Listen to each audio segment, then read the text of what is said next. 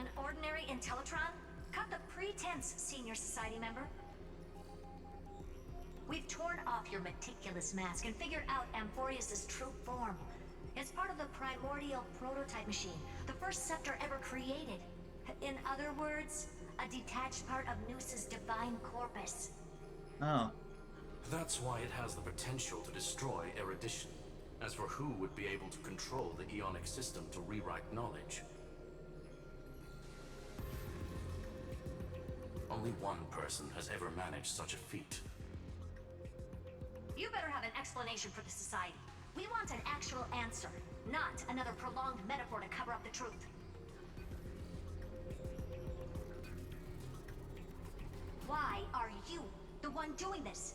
Answer me.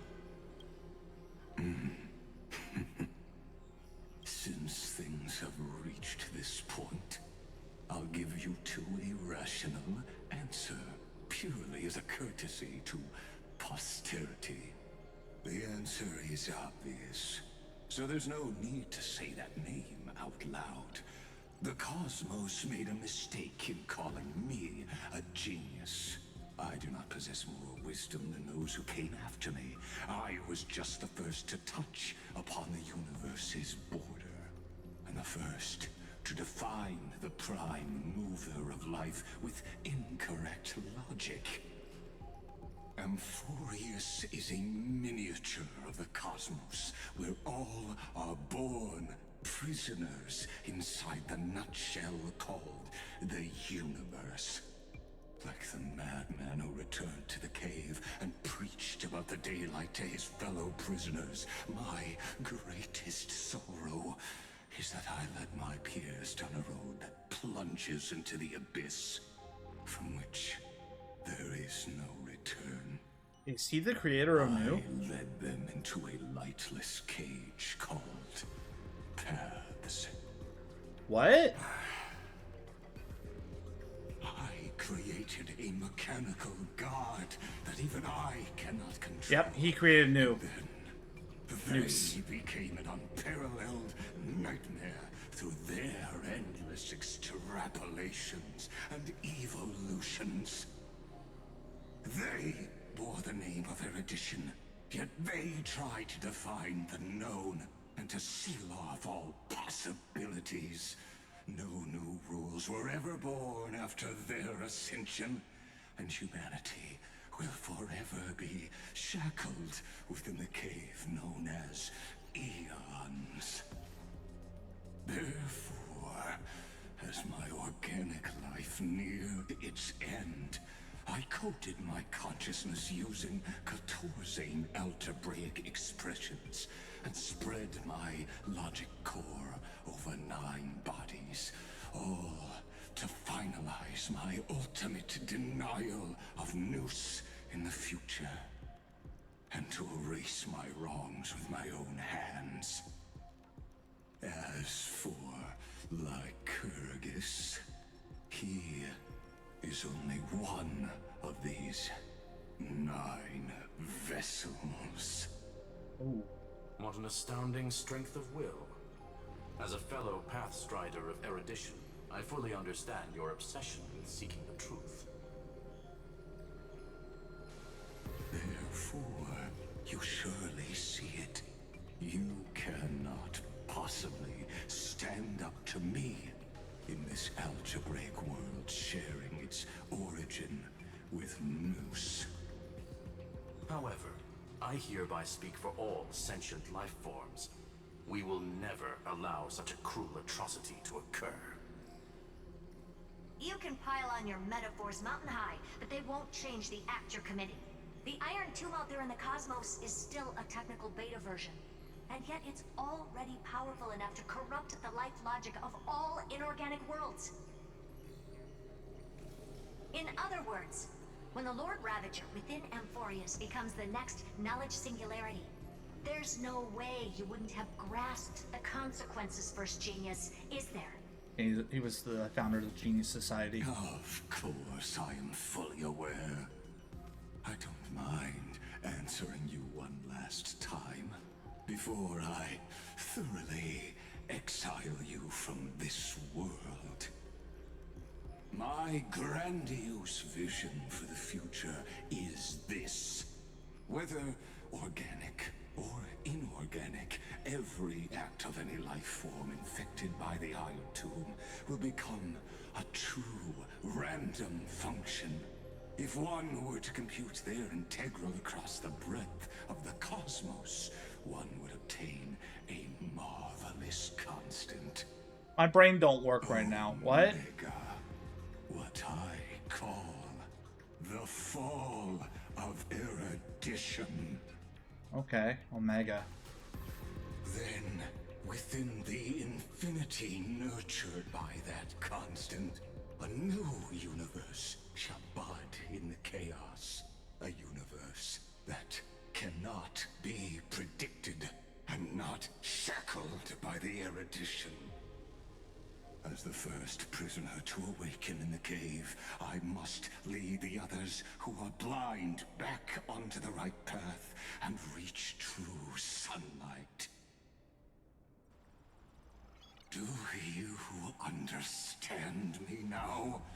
As Kozlana stated, destruction is not the process, but the outcome. It is revolution through complete annihilation, and the grand rebirth, after all has been reduced to ash. Man sounds a lot like Davros from Doctor Who.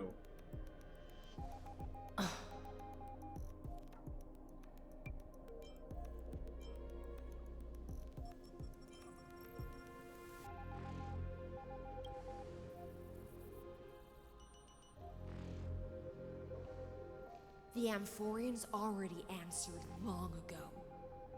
Be it as tiny fish destined to be swallowed, or as a giant whale poised for a magnificent descent.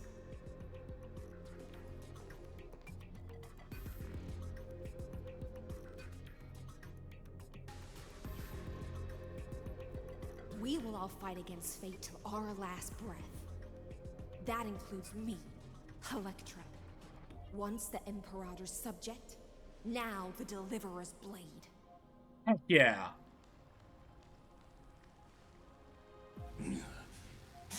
Oh, such noble chivalry. Admirable.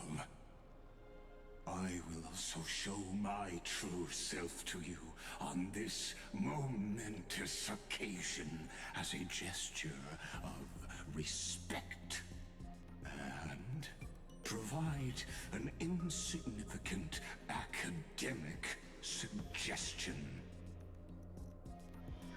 Thus speaks Genius Society #1. Xandar 1 Kuwabara.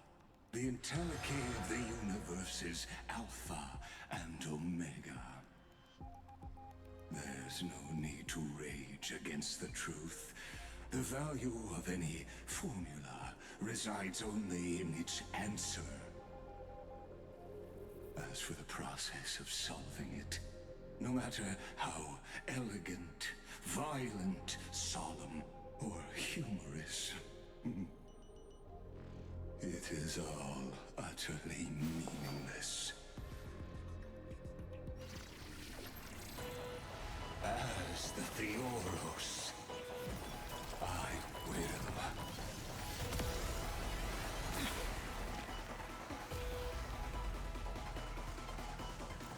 Personally participate in performing this world's end. Oh, heck yeah. Remember this, as Gnosis Creator, I know more about the death of knowledge than they ever will. First genius. This is Lycus's true form. Entelechy. Xandar. They're lost.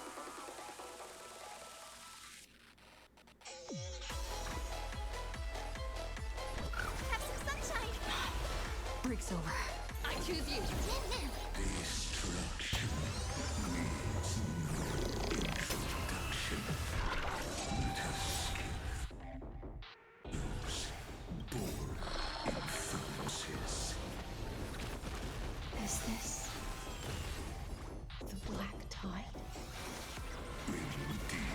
And guess who is perfect for fighting this?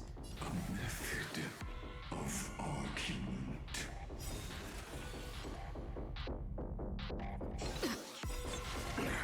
Embrace One a that new life. walks in death. Sorry, not sorry.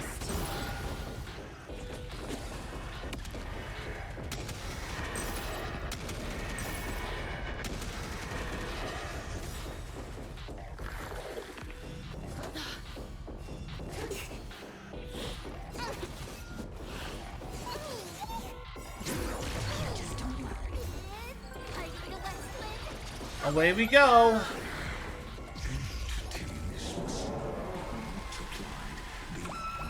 Ow, ow, ow. Demonstrating this to you personally. Hang in there. I'll do my best to repel the tsunami of destruction. We can do anything!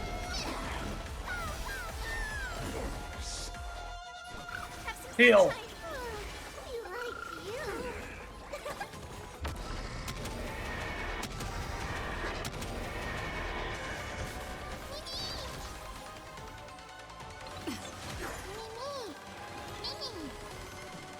Darkness with me. Intelligent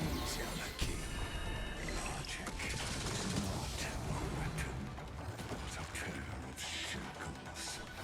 Allow me to shatter them for you. Bye-bye. I see it. Target the connector between his thoracic and lumbar vertebrae.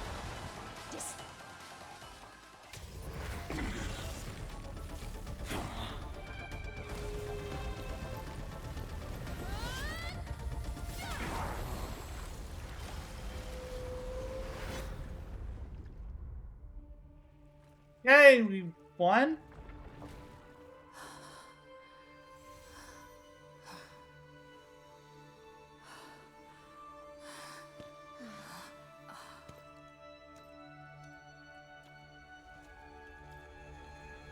All is futile. In Erudition's calculations, the end of the saga is simply a comment awaiting deletion.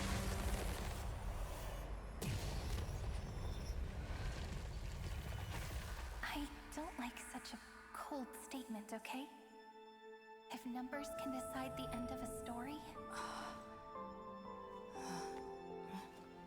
then we can surely also pen a new beginning.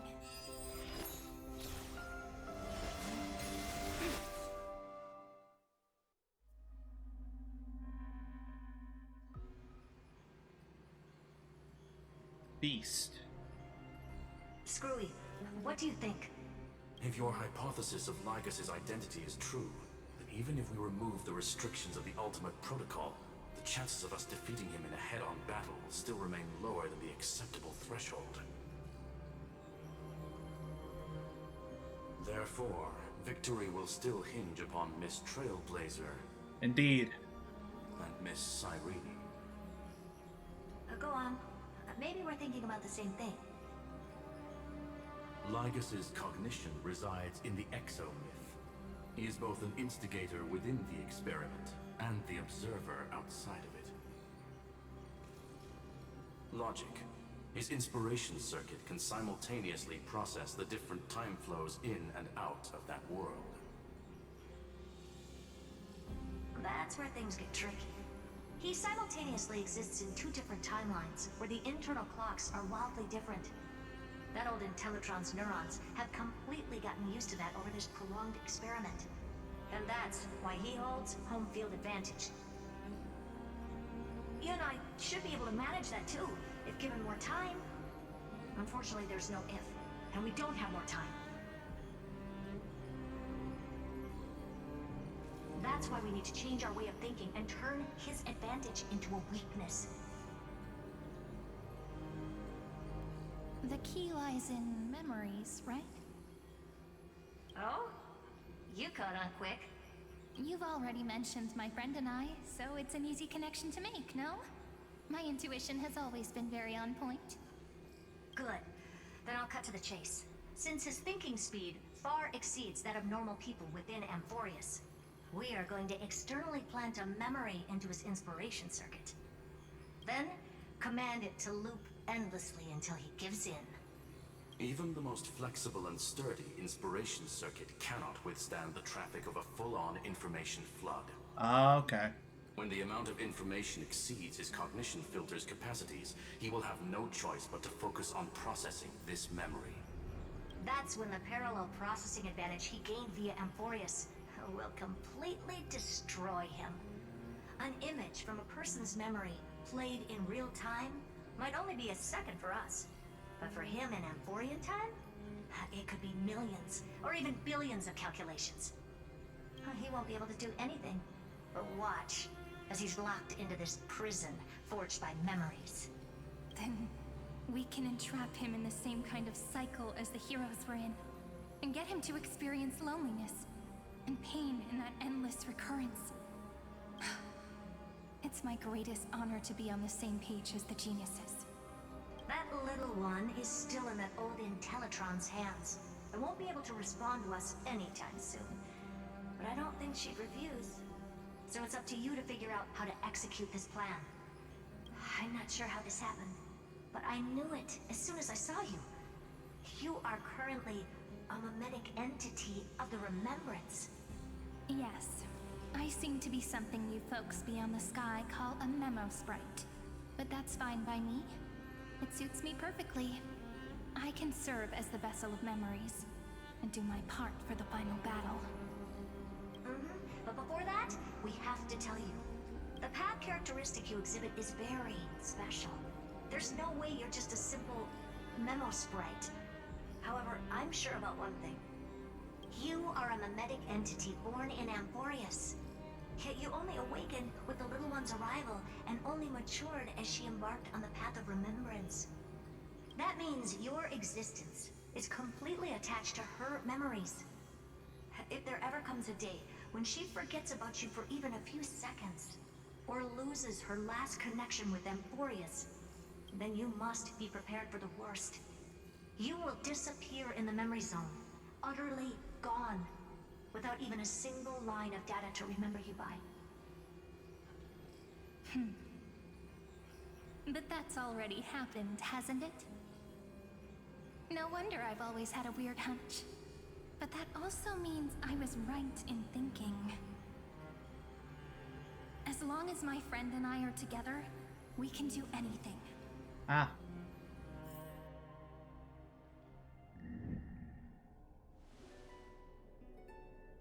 Hello.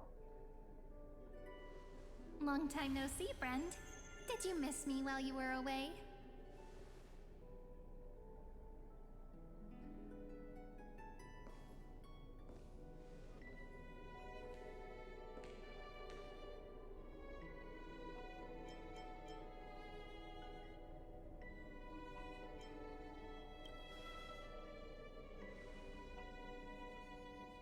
Yep, 1,000 years was such a long time.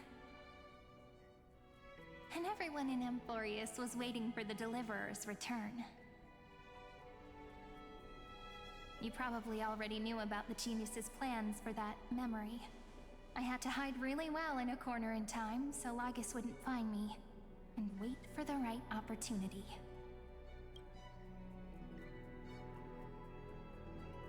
Which is now.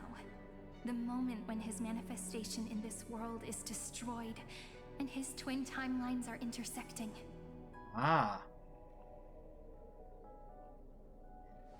I'm sorry for keeping this a secret from you all this time. I'll tell you the entire, unedited story of this millennium as an apology after this is all over. But for now, let's join hands and complete the final step with the power of the remembrance.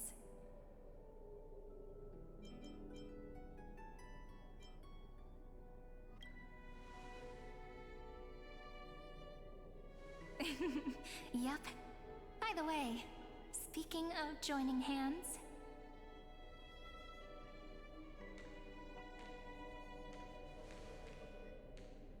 can I please do something before we go on stage? What's that? What do you think? Remember the joke we made back at the Grove?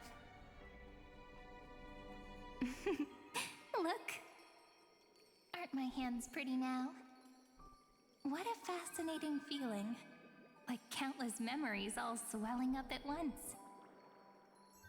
What about you? What did you feel when we touched each other?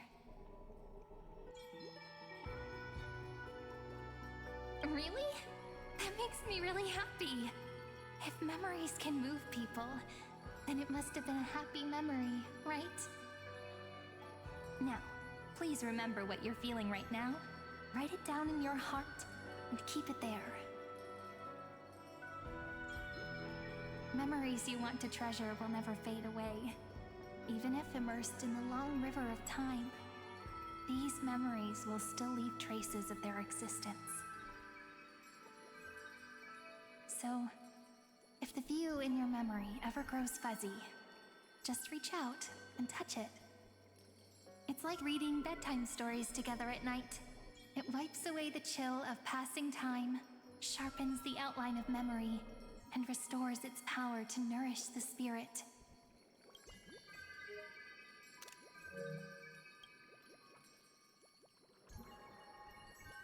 Now, I'll carry this power with me, and for a little while, I must part from you, as I step into the long cycles of this world. Give me your blessings, friend. Then, let that bright future be, as we have written. Then, I'll leave it to you.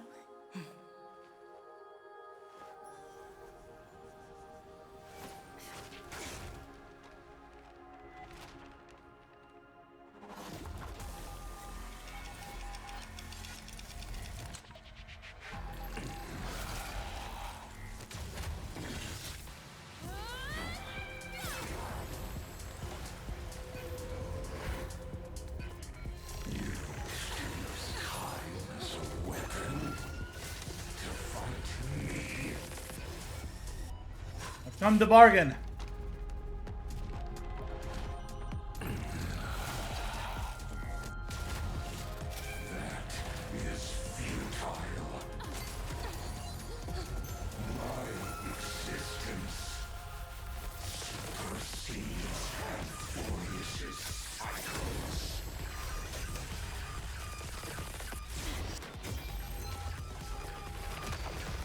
Ah, we stuck him in a time loop.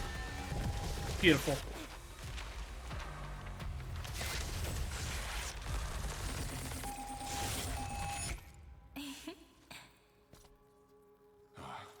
All plays are like this. Once you're on the stage, it's hard to return to the audience. Welcome to our story.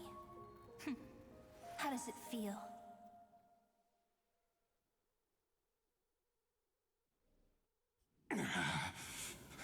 Hi, Xandar. Even the authority of time cannot command the entire scepter, nor can it plunge the Amphorian extrapolation into a loop. If this was no system malfunction, then was I implanted with a mimetic entity of the remembrance? You guessed it right away. As expected from someone people call the first genius. I'm gonna keep doing what I just did if you don't stop, you know? My friend and I won't allow you to leave this memory, no matter what happens. Which means you are now trapped, Lord Xandar. An elegant idea, and an exquisite execution. Regrettably, it is you who are restrained by time, not me.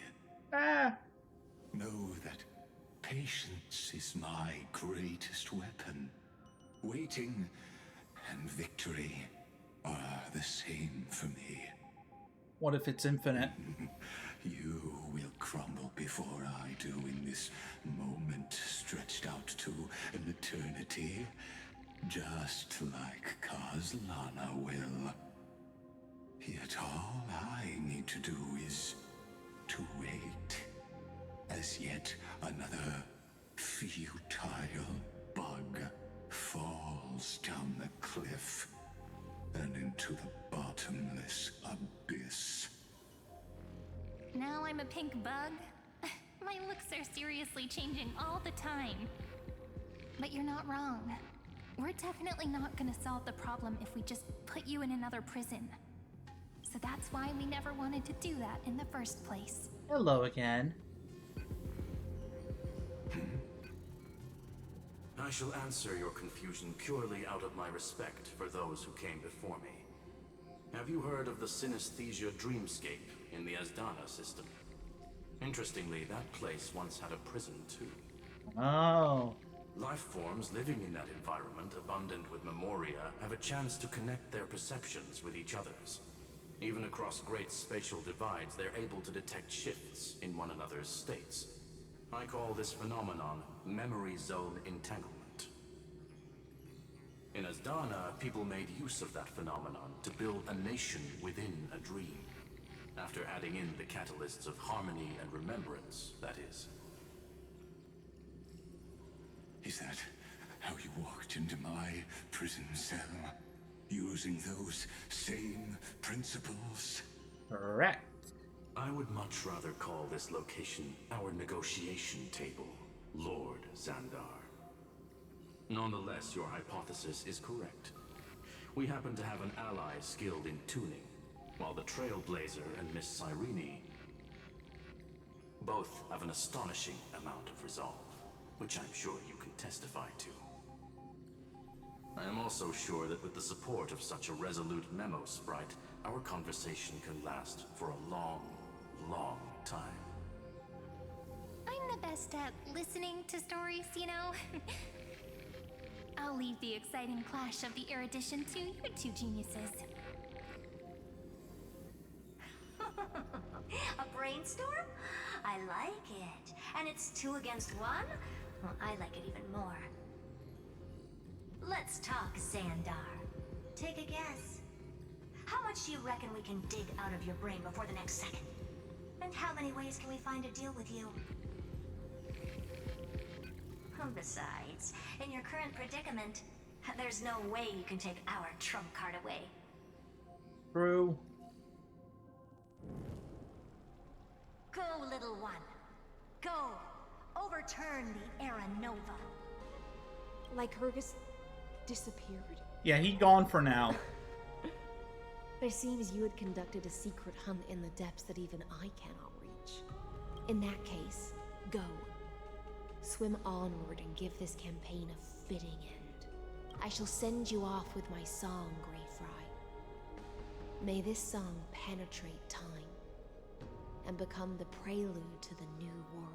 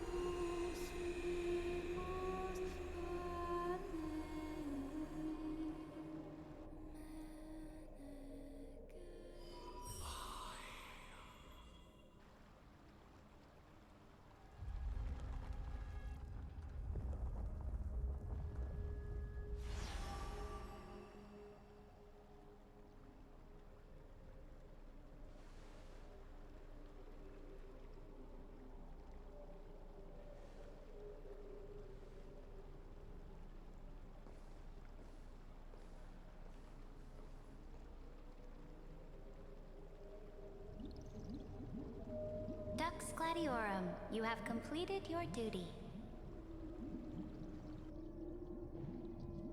A new dawn is about to rise. Why not swim towards it?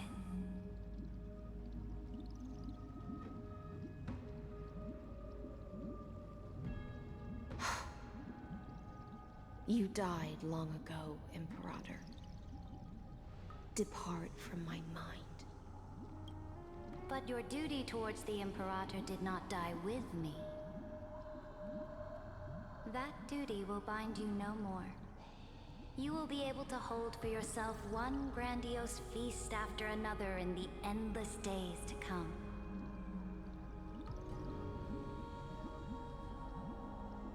So go. Go and swim towards that ocean beyond the sky with the Deliverer.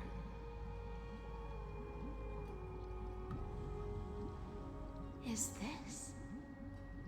A page out of that sidekick's book. I commanded her to gift this page to you when everything finally reaches the end. What's on this page? Memories. Lifelike memories.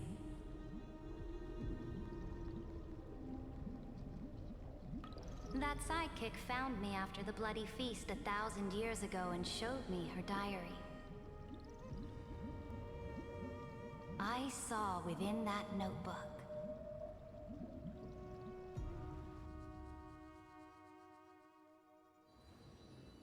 Oh my goodness. Is this that Deliverer's experience? It's truly immersive. People beyond the sky apparently utilize this power to seal past scenery into crystals they call light cones. But I only know so much about the remembrance, so I can't completely replicate the past. But I'll do my best to talk about the missing parts. I'm all ears. Go on then. Do your best. But if your chatter gets too boring, or if I deem it offensive, then law will become forever beyond your reach. Got it. I'm sure you'll find this to your liking. After all, it's human nature to want to embark on a journey into the unknown.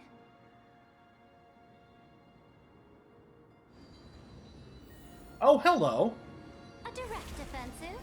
Or crush them from the flanks?